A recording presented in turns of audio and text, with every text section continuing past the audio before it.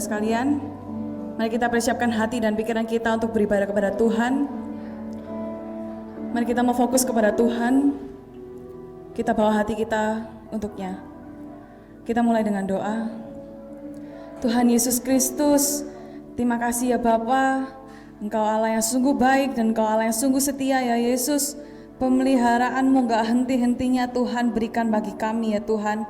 Tuhan terima kasih kalau saat ini ya Yesus kami boleh datang ke rumah-Mu ya Bapa dengan kerinduan ya Yesus untuk menyembah Engkau dan memuji Engkau ya Bapa.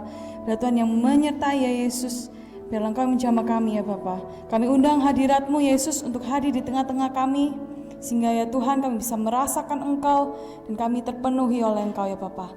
Terima kasih ya Bapa, terima kasih ya Yesus. Kami serahkan semua dalam tangan-Mu, dalam nama Tuhan Yesus, amin.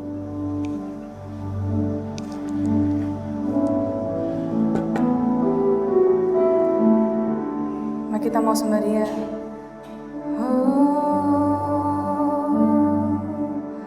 Haleluya Yesus. Kita akan pujian ini. Sekalipun ku berjalan dalam lembah kelam, namun tangan-Mu selalu menopang hidupku. Saat ku dalam ketakutan, Kau hadir di sisiku. Kau berkata, jangan takut, Kau beriku kemenangan. Kaulah Tuhan yang berjanji, tak sekalipun Kau ingkari kesetiaan-Mu sungguh terbukti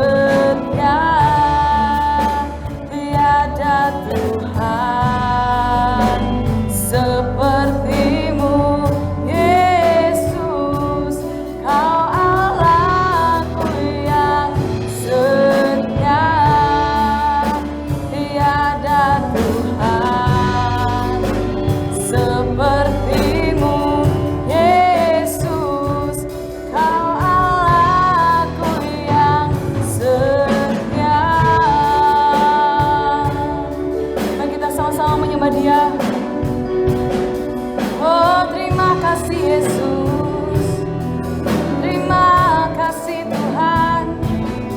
Haleluya Yesus, haleluya Tuhan, haleluya.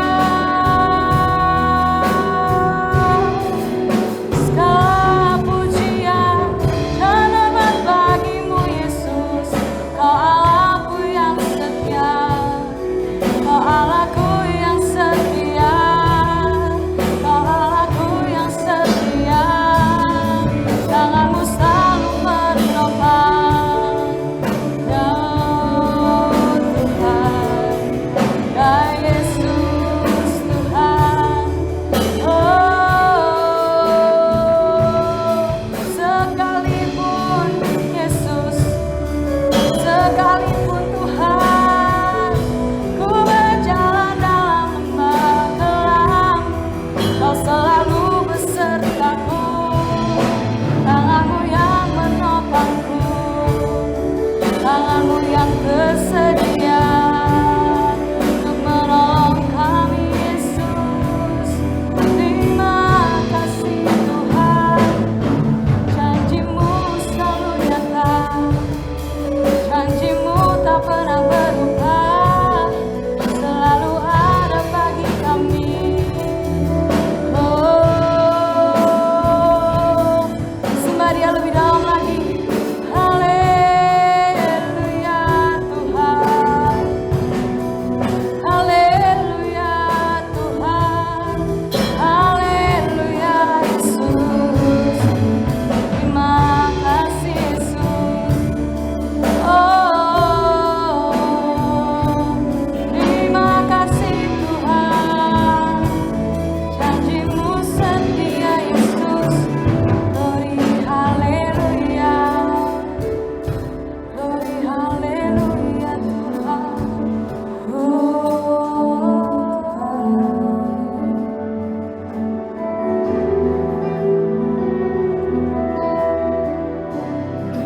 Anugerahmu kepadaku, anugerahmu kepadaku tak pernah berubah. Perbuatanmu terlukiskan di dalam hatiku. Terjengangku dibuatmu, ku kagum padamu.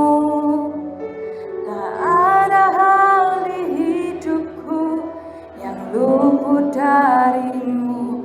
Ku puji, ku sembah, tiada sepertimu. Ku ingin hidupku segala puji, segala hormat, segenap hatiku menyembahmu. Terimalah segenap hidupku sebagai persembahan yang hidup. Oh, anugerahmu Tuhan dalam hidupku Yesus. Anugerahmu kepadaku tak pernah berubah.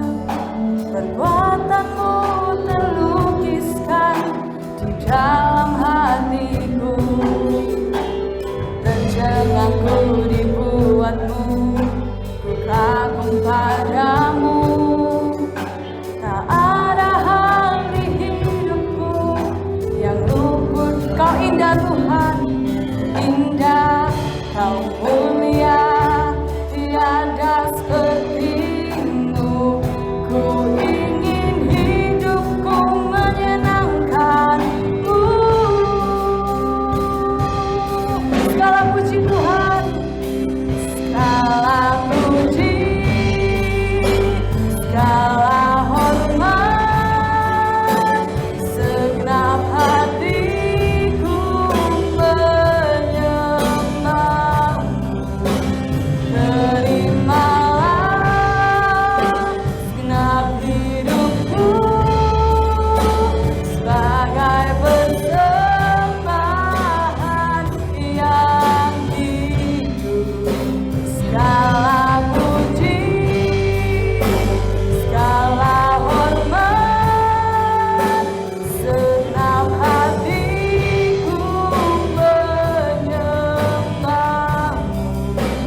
dan terimalah segenap hidupku sebagai persembahan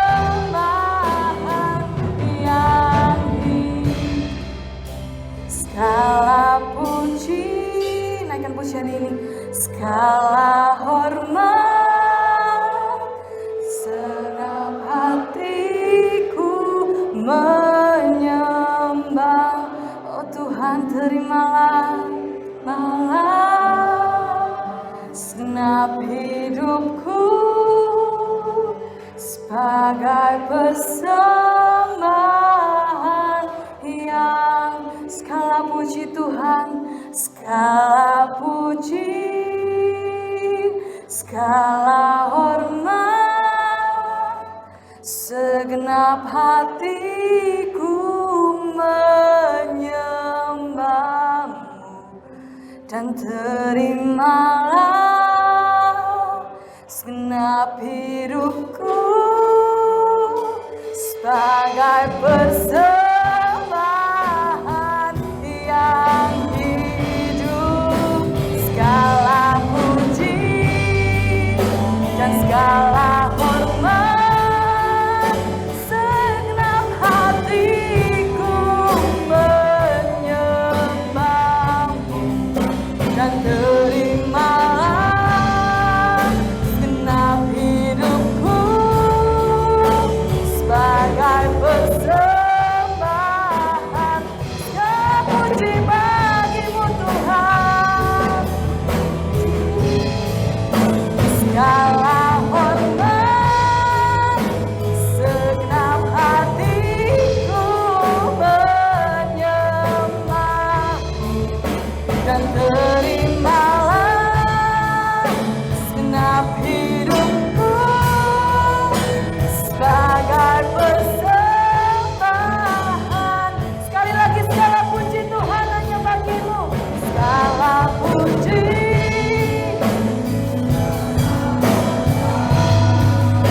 segenap hatiku menyembahmu dan terimalah segenap hidupku sebagai persembahan yang hidup. Terimalah segenap hidupku sebagai persembahan yang hidup. Terimalah segenap hidupku sebagai persembahan yang hidup. Oh Yesus Tuhan, terima kasih Yesus. Terima kasih Tuhan, segala pujian syukur kami, segala hormat kami Yesus hanya bagimu ya Bapa, karena Kau yang layak terima itu semua ya Yesus.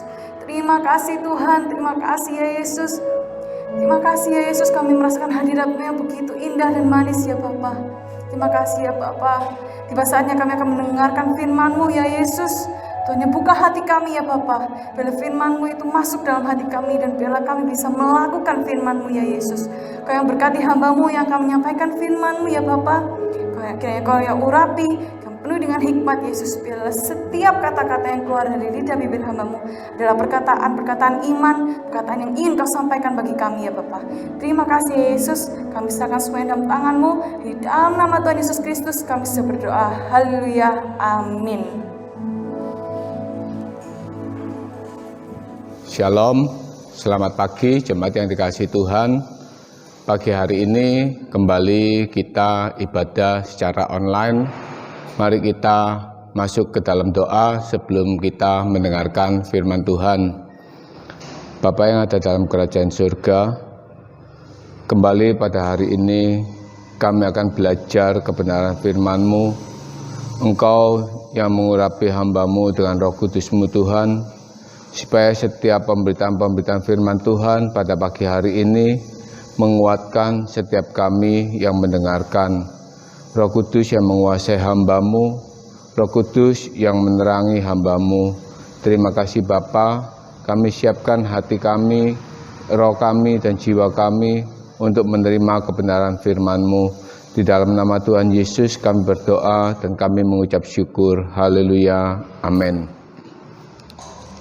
Mari kita buka Alkitab kita di dalam 1 Samuel pasal 4 ayat 1b sampai ayat yang keempat. 1 Samuel pasal 4 1b sampai ayat yang keempat, demikian firman Tuhan. Orang Israel maju berperang melawan orang Filistin dan berkemah dekat Ebenezer, sedang orang Filistin berkemah di Afek. Orang Filistin mengatur barisannya berhadapan dengan orang Israel. Ketika pertempuran menghebat, terpukullah kala orang Israel oleh orang Filistin yang menewaskan kira-kira 4.000 orang di medan pertempuran itu. Ketika tentara itu kembali ke perkemahan, berkatalah para tua-tua Israel, "Mengapa Tuhan membuat kita terpukul kalah oleh orang Filistin pada hari ini? Marilah kita mengambil dari Shilo tabut perjanjian Tuhan, supaya ia datang ke tengah-tengah kita dan melepaskan kita dari tangan musuh kita." Kemudian bangsa itu menyuruh orang ke Shilo, lalu mereka mengangkat dari sana tabut perjanjian Tuhan semesta alam yang bersemayam di atas para kerub. Kedua anak Eli, Hofni dan Pinehas ada di sana dekat tabut perjanjian Allah itu. Amin. Jemaat yang dikasihi Tuhan, firman Tuhan ini menceritakan bagaimana orang Israel maju berperang melawan orang Filistin. Dan ketika peperangan ini terjadi, orang Israel mengalami kekalahan. 4.000 orang tewas di medan pertempuran. Dan ketika mereka pulang, tua-tua Israel itu berkata, "Mengapa Tuhan membuat kita terpukul kalah?" Artinya saudara, mereka bertanya, kenapa Tuhan tidak memberikan kemenangan? Kenapa justru Tuhan membuat mereka kalah? Saudara, dan mereka pun mengambil tindakan selanjutnya, mengambil tabut Tuhan, dan mereka bawa tabut Tuhan itu di tengah-tengah pertempuran dengan harapan Tuhan itu hadir di tengah-tengah mereka dan Tuhan ikut bekerja di dalam peperangan itu sehingga mereka bangsa Israel ini bisa menang di dalam pertempuran. Kalau kita baca saudara di dalam ayat yang ke-5 sampai ayat yang ke-7, segera sesudah tabut perjanjian Tuhan sampai ke perkemahan, bersoraklah seluruh orang Israel dengan nyaring sehingga bumi bergetar. Dan orang Filistin yang mendengar bunyi sorak itu berkata, "Apakah bunyi sorak yang nyaring di perkemahan orang Ibrani itu?" Ketika diketahui mereka bahwa tabut Tuhan telah sampai ke perkemahan itu, ketakutanlah orang Filistin, sebab kata mereka, Allah mereka telah datang ke perkemahan itu, dan mereka berkata, "Celakalah kita, sebab seperti itu belum pernah terjadi dahulu." Saudara, ada semangat dari bangsa Israel, ada harapan dari bangsa Israel. Ketika tabut Allah itu dibawa, mereka dengan yakin bahwa Allah ada di dalam tabut Allah itu, bahwa Allah akan campur tangan di dalam peperangan itu, bahwa Allah akan memberikan kemenangan bagi mereka karena adanya tabut Allah ini. Tetapi saudara, ketika tabut Allah itu dibawa maju ke medan pertempuran, ketika tabut Allah itu diajak serta untuk berperang melawan orang Filistin, ternyata bukan kemenangan yang didapat mereka. Bangsa Israel tetap kalah. Saudara, bangsa Israel tetap mengalami kekalahan-kekalahan telak dari orang Filistin.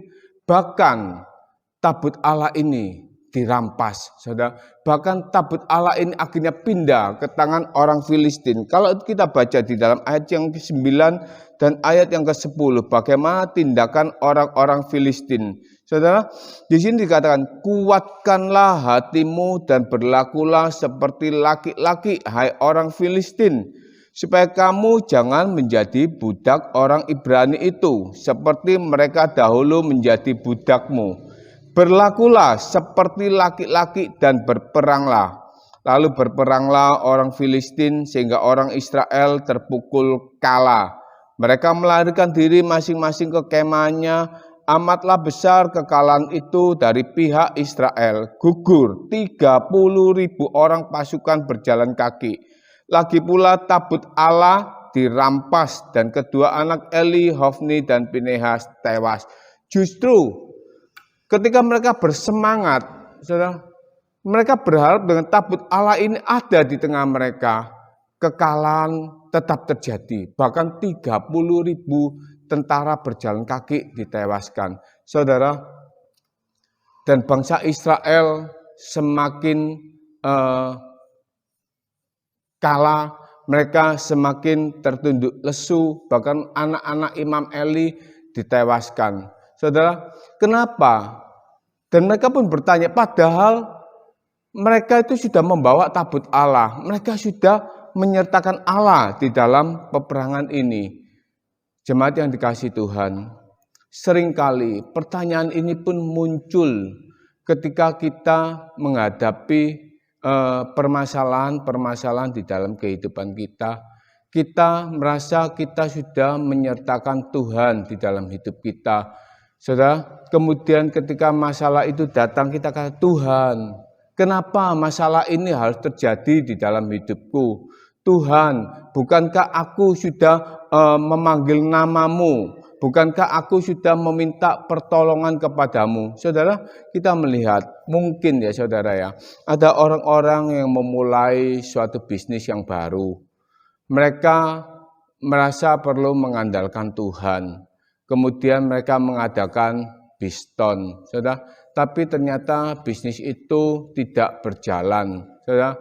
Mereka kemudian, Tuhan, aku kan sudah menyertakan Engkau di dalam bisnis ini, tapi kenapa kok justru aku malah bangkrut? Saudara, ada seorang rekan ketika ia memutuskan untuk menikah dengan pasangan yang tidak seiman, kemudian bertahun-tahun dia merasa dia berdoa untuk pasangannya.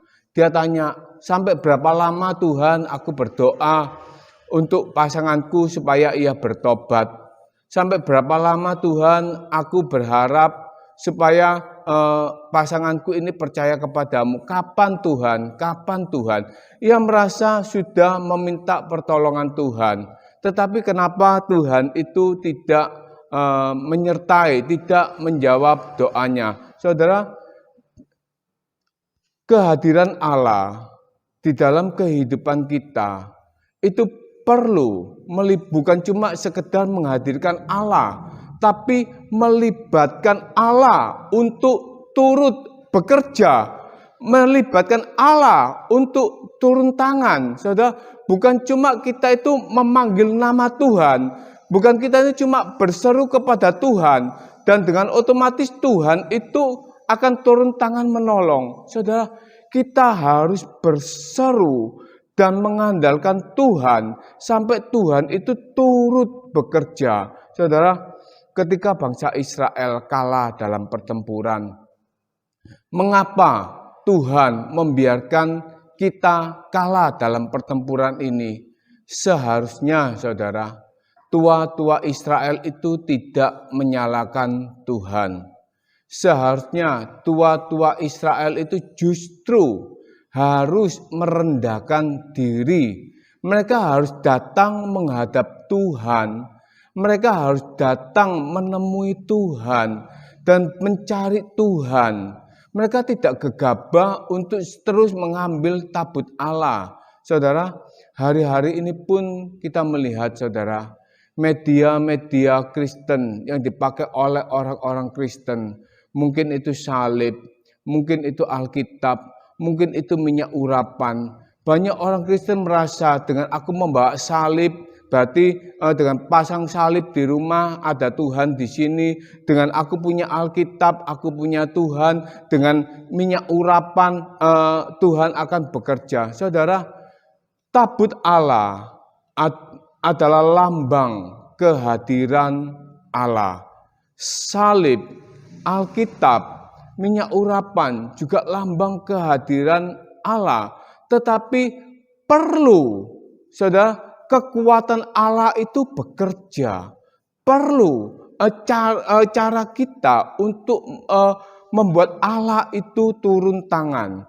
Tua-tua Israel harusnya merendahkan diri di hadapan Allah sampai Allah bekerja. Saudara, kalau kita melihat beberapa contoh, saudara, Raja Hizkia, saudara, di dalam 2 Raja-Raja 20 ayat 1 sampai 3.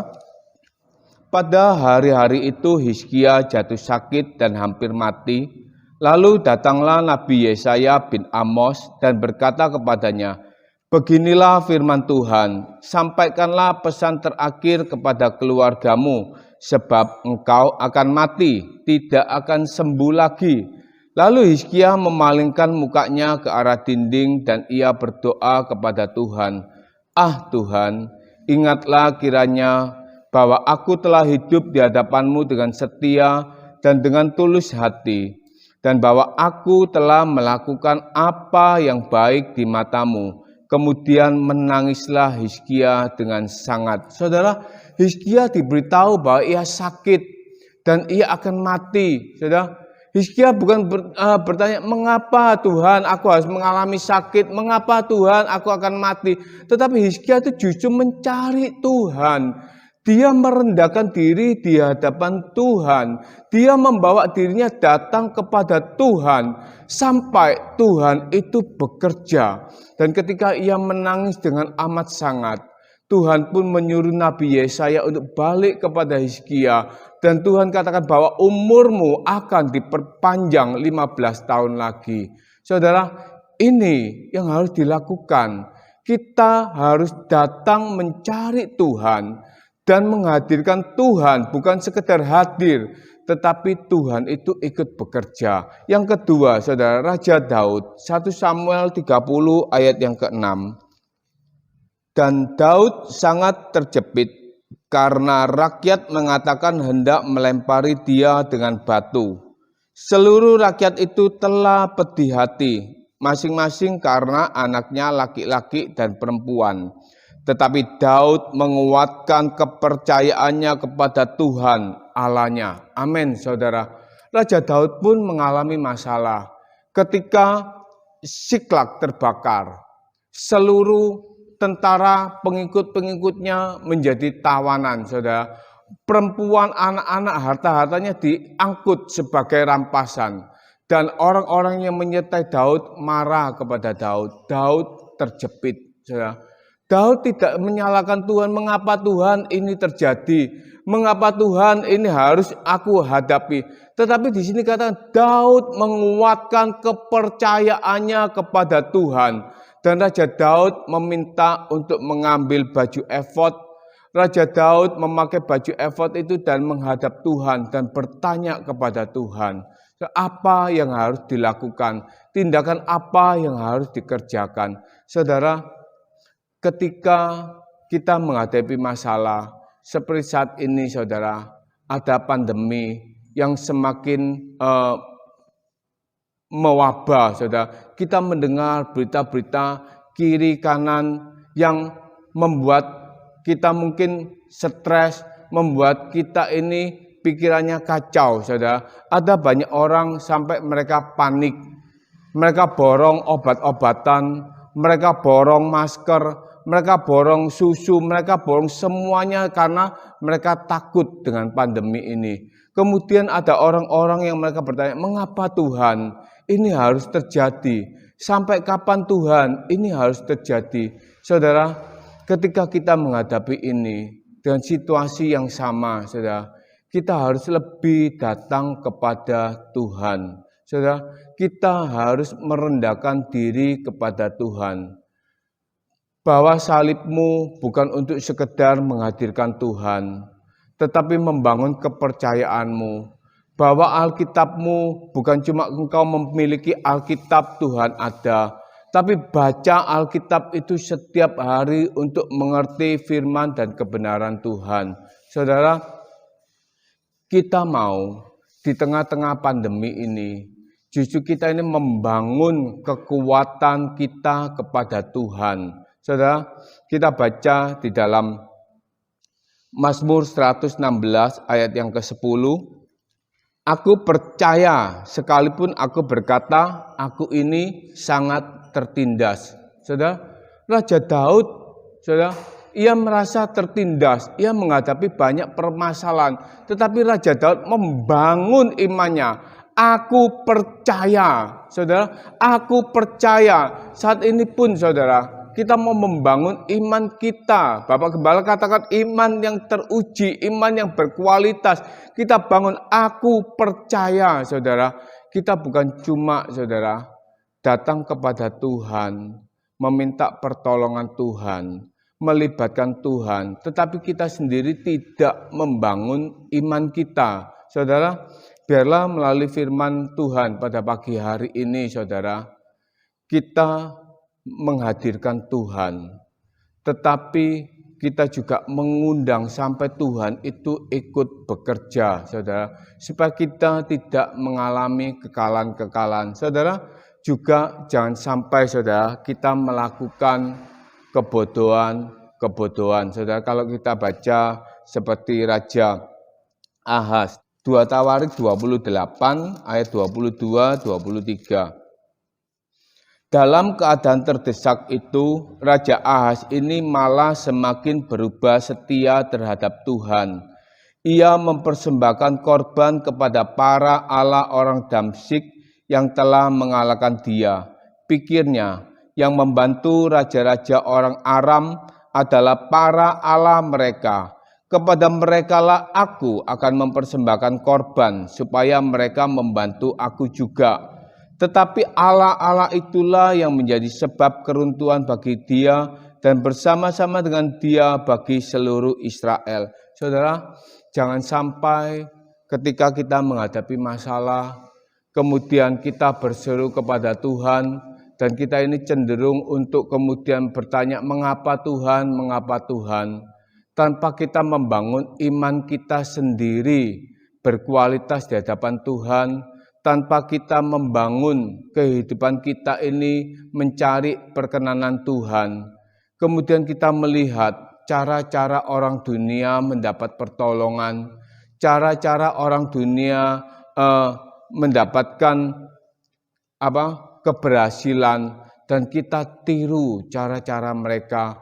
Mungkin mereka gunakan ilmu-ilmu, mungkin mereka gunakan sesuatu yang tidak berkenan di hadapan Tuhan, dan itu kita tiru di dalam kehidupan kita.